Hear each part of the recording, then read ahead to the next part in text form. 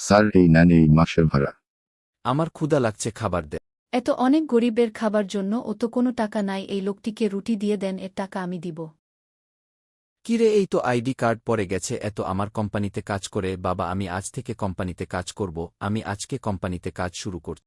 তুমি ওই লোক না যে আমার ঘরের বাইরে থেকে ময়লা ওঠাও? এত খারাপ দিন চলে এলো যে তোমার মতো ভিখারি এই কোম্পানিতে কাজ করবে। তাতে কি সমস্যা? সে তো পরিষ্কার জামাকাপড় পরে এসেছে, আর কোনো কাজ ছোট না। তুমি আমার সাথে ঝামেলা করেছ, তাই এই মাসে তোমার বোনাস পাবে না। তুমি আমার পাশে বসে কাজ করতে পারো। এত অনেক মজাদার খাবারের আগে আমি কখনো খাই নাই। ছেলেটি কত গরিব! এত সামান্য স্যুপ খেয়ে এত খুশি হওয়ার কি আছে? এই যে প্রথম খাইলাম, আগে খাই নাই তাই। তুমি কাউকে নিয়ে মজা করতে পারো না। তুমি বেশি বেশি বলতেছ, যেভাবেই হোক এই প্রজেক্টের আমি কালকের মধ্যে তৈরি। তুমি চিন্তা করো না, আমি তোমাকে সাহায্য করব। ওই ভিখারি এখনো অফিসে আসে নাই। আমি আগেই জানতাম যে ওই প্রজেক্ট খারাপ করে দিবে, সেই জন্য পালিয়ে গেছে। দুঃখ তো, আমি একটু দেরি করে ফেললাম।